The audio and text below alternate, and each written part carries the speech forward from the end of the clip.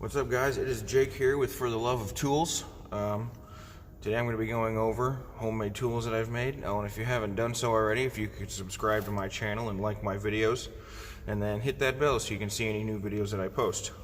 So I've been getting comments on my toolbox tour video on some of my homemade tools. The specific one that most people want to hear about is my clutch brake removal tool.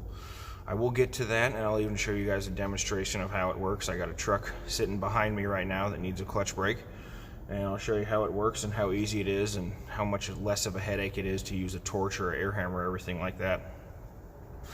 So the first up, these are my homemade yoke pullers. So, you know, I've had to pull a couple yokes lately, and you know, looking online at the price of the Tiger toolkit for basically this exact setup right here, you know, it has the straps and it has the bolts. I know somewhere in the realm of fucking $400, $500, and I just couldn't justify that for not needing it super often. But you know, when I need it, I need it. So you know, I made these. You know, this is a 1/2-inch bolt with 20 count thread. So you know, this is just a piece of solid, you know, round stock. You know, I drilled a hole in it and I tapped it completely through, and so you know, I have a you know, a yoke puller. And you know, these are just old straps and bolts from, you know, a U-joint that I've done in the past that I hold on to. I usually hold on to the bolts just in case I found one that gets rounded off. But you know, so I can put these on here, and then I can put the bolts in, and I can pull yokes. This is smaller than, you know, the U-joints on trucks, so it works. It goes down. I made sure to make this small enough so it could fit on the cat U-joints, so I can pull those. And you know, usually if I'm replacing a yoke, I'm going to replace the U-joint, and I'm just going to use the old strap and bolts on the old one. This is another yoke puller. This is the first one that I made because I needed something quick and fast. This one's a lot less sophisticated. I tacked a nut on to the end of these bolts, lined it up with the hole here, and then you know, I welded it all in, and you know, I threaded it through after, you know, drilling a hole through with a drill press. And then, you know, both the heads I have ground down on the grinder, so you know, when they get smashed up against it, it doesn't, you know, damage the threads. It's just going to damage this part, and I can just keep, you know, going back and back and back. And then, you know, I found this was in the trash. I have no clue what the hell it is, but it fits over here perfectly, and it spins, so this is actually going to take the beating where the threads are not. So these are my first up, my yoke pullers, homemade. Doesn't really take that long to make them. Alright, so next up, I used to, and I still do, a lot of services on loaders and stuff. So this is, well, it's a grease fitting inside of a 1.5 to 1/4 reducer. So I drilled out this bottom part here with a 1/2-inch drill bit, so this grease fitting would fit inside there, and then I tack welded it on. This is for filling up auto greasers on John Deere's, Volvos, and if you pay attention to the grease cert on auto greasers, you'll notice that they have the grease cert and then they have external threads on the outside. This actually threads onto those external threads, so you don't have to worry about holding the hose all day. You can just, you know, screw this on there, screw your grease line onto here, and then just walk away. And you don't have to worry about it making a mess or falling off or anything like that. So that's a pretty easy and nice tool. Next up, this is just, I mean, this is a grease fitting, and I can't remember what size this fitting is, but I mean, this is specifically for greasing bucket pins on Volvo L180 loaders. This threads into the steel line, so I can manually force grease into the pins after I change them out. Don't use that very often, but I do. So this isn't my homemade tool. This is something the company had made for us because we had complained about not a good way to change out servo O-rings on mixers. So this is a servo socket that we had outsourced out to someone that they made for us. So this fits perfectly over the servo. It's a 1/2-inch drive, and so you can easily count the threads off and count the threads back on. You know, that if you're working on mixers, you know, if you want dimensions for this or how they made it, you know, let me know and I'll hit you back in the comments. I try to be really good about replying to all your guys' comments, and I appreciate the feedback. So this is my petcock tool. I use it for, you know, anything petcocks on jacks. It works pretty easy. I mean, you guys know how it works. This was just an old handle that they were throwing away, so I cut it off and I made it into a T-handle. And it also works for changing out oil on transmissions and hydraulic systems on cat loaders. I don't know, some of you probably know, you take off the drain plug and then there's a fucking spring-filled son of a bitch on the other underside there, and you can use this and push it up, and this will actually hold it in there. So you don't have to sit there and hold it or try to take out the plug. So next up, I mean, I don't know if I would call this a tool. This is just a regular piece of angle iron. I actually have my piece that I made that has dimensions on it and everything. So this is just it's a piece of angle iron. It's 1.5 inch angle iron. It's cut to 6 inches and 9/16, and I have 2 holes drilled in it for 1.5 inch holes. This is for reinforcing the driver's side steps on most Peterbilts. The last company I worked for, we had some really fat fucking drivers. I mean, I'm not a small guy, but I mean, these guys were pushing like 450 easily, and they would break the steps all the time. You know, we would put new steps on once a week on some trucks, and so we were trying to figure out a way to reinforce it because they were always breaking in the same spot. And so this just sits inside the step like so, and you put the existing bolts in, and this, you know, because the drivers are always going to step on the far right hand side, so they're actually putting all their pressure on this, you know, nice thick piece of steel, and it doesn't break the steps. Since we started putting these on all the Peterbilts, it doesn't break the steps anymore, which is nice. So next up, this is just a long handmade air wand. So this is a sprayer that goes on new mixers. Someone was throwing it away. I scavenged through the trash a lot, it seems like.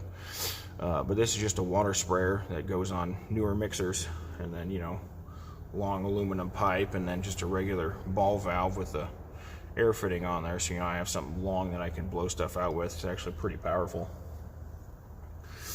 All right, so now the tool you guys have wanted to see, my clutch brake removal tool. So I mean, this is really simple to make, guys. I mean, all this is just a 3/4 drive extension, and this one just so happens to be, this is an 8-inch extension. So all I did, this one used to have the detent inside of here. So if you're going to make one of these, most of them are going to have a ball or a detent. Just make sure that your cuts out that detent. Otherwise, it's going to, you know, you're going to have a hole here, and it's going to weaken it just enough to where it might break. So how I made this, I mean, I really just took a brand new clutch brake, and I just kept grinding out little by little until it was able to just barely fit in this groove. And you know, then I would, you know, take it and I would put it on the clutch brake that I was doing at the time and make sure it fit on all the way. You know, you want it to fit on at least halfway down the clutch brakes. You know, most of them, when they're worn out, they get extra thin, so it can be able to fit all the way on. This doesn't work with a 1-inch extension. It takes up too much room, and you're not going to be able to get it in between the throwout bearing and the clutch. So it's got to be a 3/4. A 1/2 inch is too small. You have thin if not anything left on the outsides, and it's going to, you know, break or shatter the first time you use it. And I mean, this is really just this is a Harbor Freight extension. I had this sitting around in my toolbox. I didn't really use it ever, so I was like, I bet I could do something with that. So without further ado, let's show you guys how this works. This is my system I had you guys sitting up on, just, you know, extension on a flashlight and everything like that, because I'm too broke to afford a camera stand.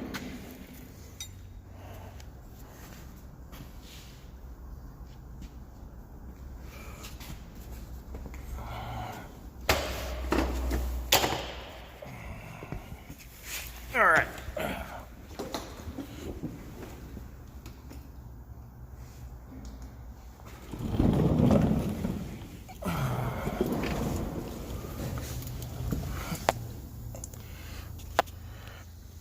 So I don't know if you guys should be able to see this clutch brake pretty easily. I hope this camera isn't upside down. I think it is.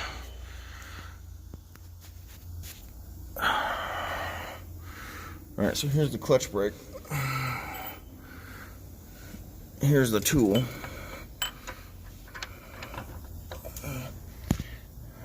Shit. So this is just going to sit on here. As you can see, it's going to move it, and this will break it out. So I got my 3/4 inch impact.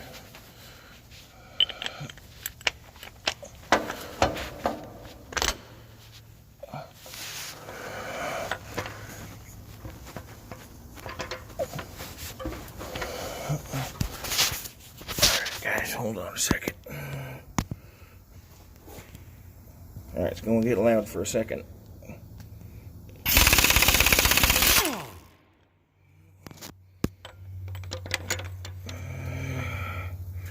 Didn't quite break off yet.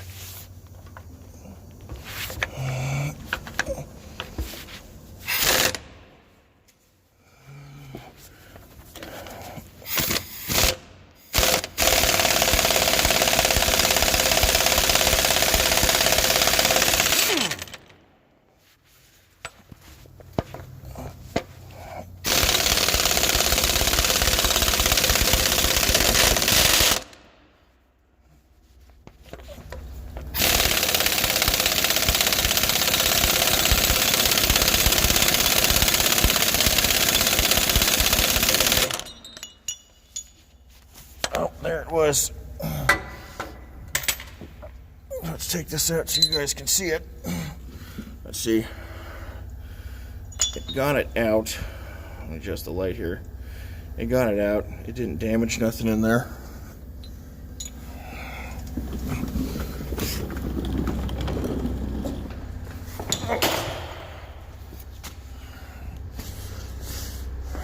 And so, here's the clutch brake. And you can see where it was hitting. It doesn't necessarily have to be right on, right on the joint. But, so this is one of the 2-piece ones.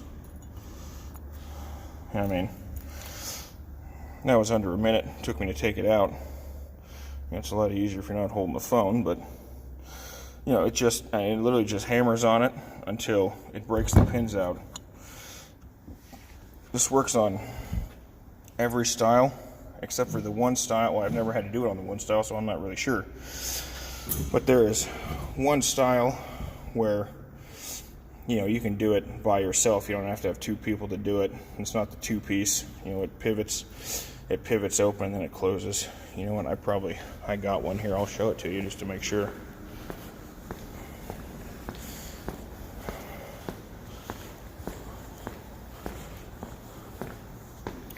Coworker's toolbox.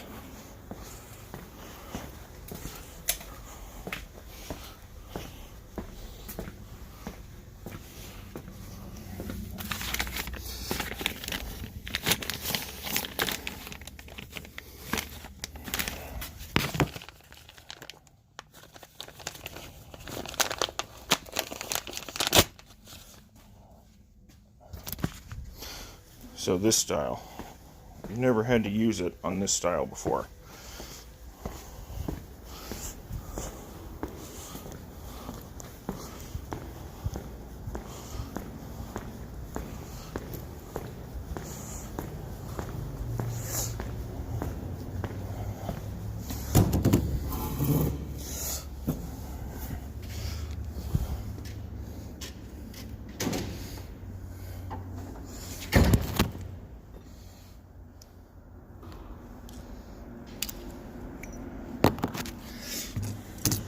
This is the new clutch brake we're going to put in. So I am not sure if it works on these styles. I've never had to do it on this style, but I've done it on all the other styles. I've done it on the brand new trucks that have the 1-piece clutch brake in from the factory. It works on those. It's usually going to break off in 2 pieces. It's going to break off here. There's going to be that little ring left around the bottom, which you just put the impact back on again, and it's going to break it off there. I've never had to do it on these style ones. You know, there's not exactly a weak joint right here like there is on these, but also these, once they're together, all it takes is a screwdriver here, and oh, I messed up, 1 second.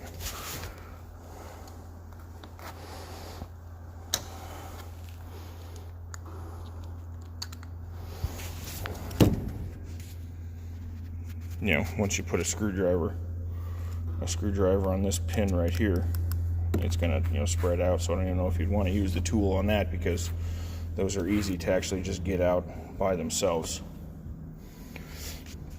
But so that's it, guys. If you want, I have other 3/4 extensions. I could show you guys a demonstration on how I actually made that tool, if you just let me know in the comments. And like I said, if you haven't done so already, you know, hit the subscribe button, give me a like, give me a comment, let me know how you like the video, guys. All right, we'll see you next time. For the love of tools, this is Jake.